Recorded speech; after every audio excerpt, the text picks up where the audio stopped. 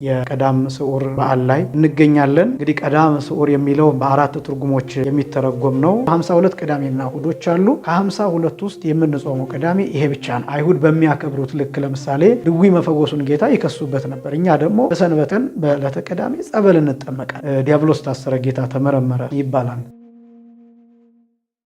የተባረክ እግዚአብሔር ዘሰመየ ሕማማተ ወልዱ ክብረ ወስብሃተ የልጁን መከራ ክብርና ጌጥ ውበት አድርጎ የሰጠን አምላካችን እግዚአብሔር የተመሰገነ ይሁን።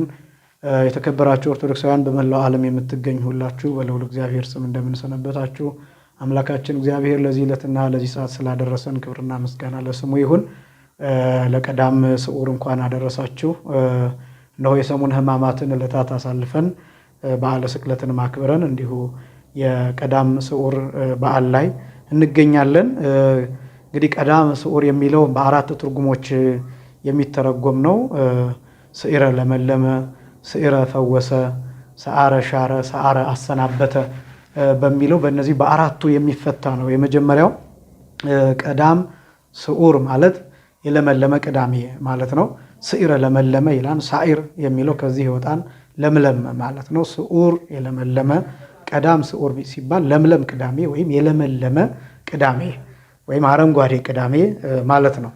ለምንድን ነው ለምለም ቅዳሜ አረንጓዴ ቅዳሜ የለመለመ ቅዳሜ የሚባለው ለምንድን ነው ቢባል ቄጤማ የሚሰጥበት ስለሆነ ነው። ባጭሩ እንደሚታወቀው ኦሪት ዘፍጥረት ምዕራፍ 8 ከቁጥር 11 ጀምሮ ባለው ታሪክ የተመሰረተ ነው። እንደሚታወቀው የጥፋት ውሃ በዘነበ ጊዜ ኖህ ርግብን ልኳት የመጀመሪያው ማረፊያ አታ ተመለሰች። በሁለተኛው ግን የለመለመ የወይራ ቅጠል ይዛ ተመልሳለች እና ይሄ የሚያሳየው የውሃው የጥፋቱ ውሃ መጉደሉን የሚያሳይ ነበር። ይሄም ምሳሌ ነው። እኛም በሐዲስ ኪዳን ጌታችን መድኃኒታችን ኢየሱስ ክርስቶስ ተሰቅሎ ሞቶ ነፍሳትን ከሲኦል አውጥቶ የጥፋትን ውሃ እንዳጎደለ የመርገምን ውሃ እንዳጎደለ ሐፀመ የመርገም ነትገማ የኃጢአት የመርገም ውሃ ጎደለ የኃጢአት ውሃ ጠፋ ብለን ይህንን ለማብሰር ቄጤማ ይዘን ገብረ ሰላመ በመስቀሉ ሰላምን አደረገ፣ ትንሣኤው አጋደ፣ ትንሣኤውን ገለጠ እያልን የምስራች የምንናገርበት ስለሆነ በዚህ ምክንያት የለመለመ ቅዳሜ ይባላል። አረንጓዴ ቄጤማ፣ የለመለመ ቄጤማ፣ እርጥብ ቄጤማ ይሄ የሚታደልበት ስለሆነ ነው። ያው በብዙ እንደተለመደው በአማርኛ የሚባል አባባል አለ። ዲያብሎስ ታሰረ፣ ጌታ ተመረመረ ይባላል።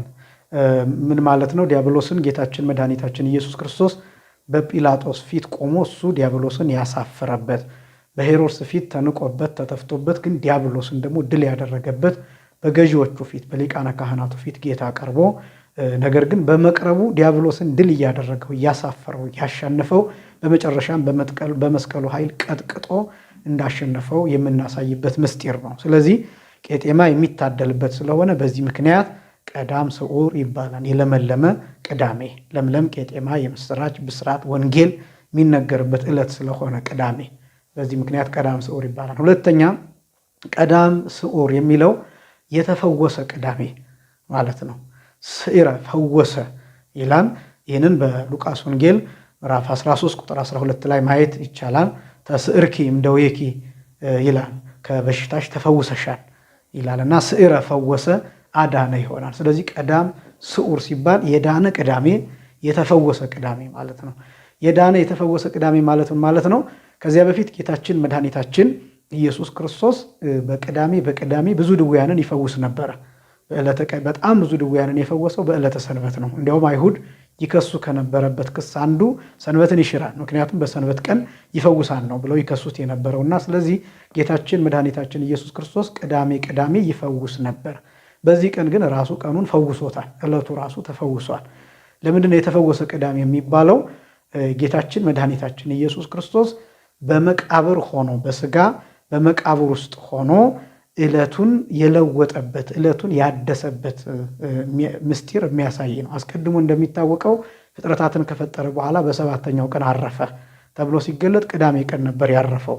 በዚህ ቀን ግን ጌታችን መድኃኒታችን ኢየሱስ ክርስቶስ እሱ ያረፈበት ብቻ ሳይሆን እኛን ያሳረፈበት፣ ሙስና መቃብርን ያጠፋበት፣ የመቃብርን ጥፋት ያስወገደበት ነው። ይህንን ሊቃውንቱ ሲገልጡ ወበተቀብሮተ ሥጋሁ ለእግዚእነ አሰሰለ ሙስና እሙስተ መቃብር የጌታችን ሥጋ በመቃብር ውስጥ በመቀበሩ የሙስና መቃብር ከመሬት አጠፋው፣ ወመልሆ እምስሩ ከስሩ ነቅሎ ጣለው የሚለው ምስጢር የተነገረበት ነው። ስለዚህ ዕለቱ የተፈወሰበት ነው። በዕለቱ የሙስና የመቃብር ጥፋት መፍረስ መበስበስ ይሄ የቀረበት ነው። በመቃብር ተቀብሮ መቅረትን ያስቀረበት ነው። ስለዚህ ጌታችን መድኃኒታችን ኢየሱስ ክርስቶስ ዕለቱን ስለፈወሰበት ዕለቱ ራሱ የዳነ የተቀደሰ ስለሆነ የብሉይ ኪዳኑ መርገም የተነሳበት ዕለት ስለሆነ በዚህ ምክንያት ቀዳም ስዑር የተፈወሰ የዳነ ቅዳሜ ተብሎ ይታወቃል። ሶስተኛ ቀዳም ስዑር ማለት የተሻረ ማለት ነው። የተሻረ ሰዓረ ሻረ ከሚለው ግስ የወጣ ሆኖ የተሻረ ቅዳሜ። በምን የተሻረ ነው ቢባል በጾም የተሻረ ነው። ግልጽ ነው። እንደሚታወቀው በዓመት ውስጥ 52 ሰንበታት ወይም 52 ሰናብት አሉ፣ ወይም 52 ቅዳሜና እሁዶች አሉ። ከ52 ውስጥ የምንጾመው ቅዳሜ ይሄ ብቻ ነው። ሌሎቹ የቅዳሜ ቀናት ጾም የላቸውም። ከጥሉላት ከመከልከል ውጭ ቅዳሜም እሁድም አይጾሙም ይታወቃል። የሚጾመው ይሄ ብቻ ነው እና በዚህ ምክንያት ስለምንጾመው አክፍሎት ስለሚደረግበት አርብ ማታ እንደበላን ከዛ በኋላ ስለማንበላ ያው የበረቱ ደግሞ ሐሙስ ማታም እንደበሉ የጸሎት ሐሙስ ማታ እንደበሉ ከዛ በኋላ የማይበሉ አሉ።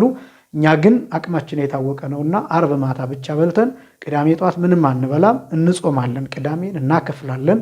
በዚህ ምክንያት የተሻረ ቅዳሜ ይባላል ስለሚጾም። የመጨረሻው ሰዓረ አሰናበተ። ቀዳም ስዑር ማለት የተሰናበተ ቅዳሜ፣ የተሰናበተ ሰንበት፣ የተሰናበተ ዕለት የሚል ነው። የተሰናበተ ቅዳሜ የሚባለው ለምንድን ነው ቢባል በሐዲስ ኪዳን ሰንበታችን እንደሚታወቀው እሁድ ናት። በዋናነት ሰንበተ ክርስቲያን ተብላ የምትጠራው አይሁዳውያን እንግዲህ በጥንቃቄ ያከብሯታን ቅዳሜን። እኛ ደግሞ በጥንቃቄ አይደለም የምናከብረው። መሄድ የሚገባን ቦታ እየሄድን እየመጸወትን፣ የታሰረ እየጠየቅን፣ የታመመ እየጠየቅን፣ እነዚህን እያደረግን፣ መልካም ነገር እያደረግን፣ ያዘኑ ሰዎችን እያጽናናን፣ ለተቸገሩ ሰዎች እየረዳን ነው የምናከብራት እና እንደነ አይሁድ ሰንበት ተኝተን አይደለም የምናከብረው። በሩ ከተከፈተ አይዘጋም፣ ከተዘጋ አይከፈትም፣ የበራ አምፖል አይጠፋም፣ የጠፋ አምፖል አይበራም። እንዲህ እያልን አይደለም የምናከብረው። እንደ አይሁድ ልብስ ይህን አንለብስም፣ ራቆታችንን ከሆን አንለብስም፣ ከለበስን ደግሞ ሰንበት ስለሆነ አናወልቅም ብለን በጥንቃቄ አይደለም የምናከብረው። 318ቱ ሊቃውንትም እንደሚናገሩት ይትጠናቀቁ ከመሰንበተ አይሁድ ሰንበትን እንደሚያከብሩት አይነት የበዛ ጥንቃቄ አታድርጉ ወይም አትመጻደቁ ብለው እንደነገሩን ቅዱስ ጳውሎስም እንደነገረን ስለ በዓል አከባበር ማንም አይፍረድባችሁ፣ ስለ መባቻ ስለ ቀን ቁጥር ማንም አይፍረድባችሁ ብሎ እንደተናገረው ልክ አይሁድ ሰንበትን ተጨንቀው እንደሚያከብሩት አይደለም። እኛ እየመጸወትን እያስቀደስን እየቆረብን ንስሐ እየገባን ነው የምናከብረውና ስለዚህ የተሰናበተች ቅዳሜ ናት።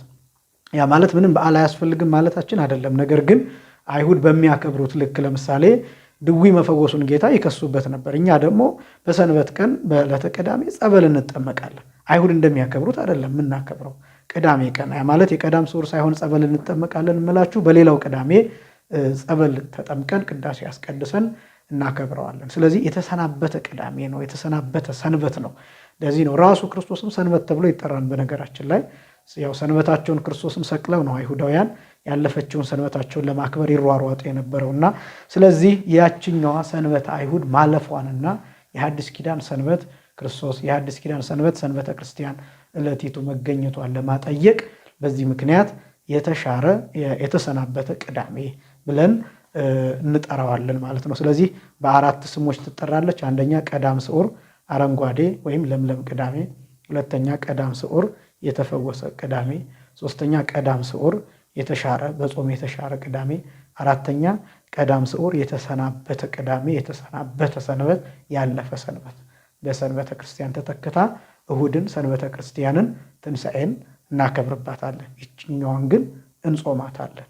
በዚህ ምክንያት በእነዚህ በአራቱ ስሞች ትታወቃለች ማለት ነው። እንግዲህ አምላካችን እግዚአብሔር በዓሉን አክብረን ከዚያ ቀጥሎ በዓለ ትንሣኤ ስለሆነ የትንሣኤውን በዓል አክብረን በደስታ እንድንውል ከበዓሉም በረከት ረድኤት እንድናገኝ የአምላካችን ቅዱስ ፈቃድ ይሁንልን። የዓመት ሰዎች ይበለን፣ ለዓመቱ በሰላም ያደርሰን። ወስብሐት ለእግዚአብሔር።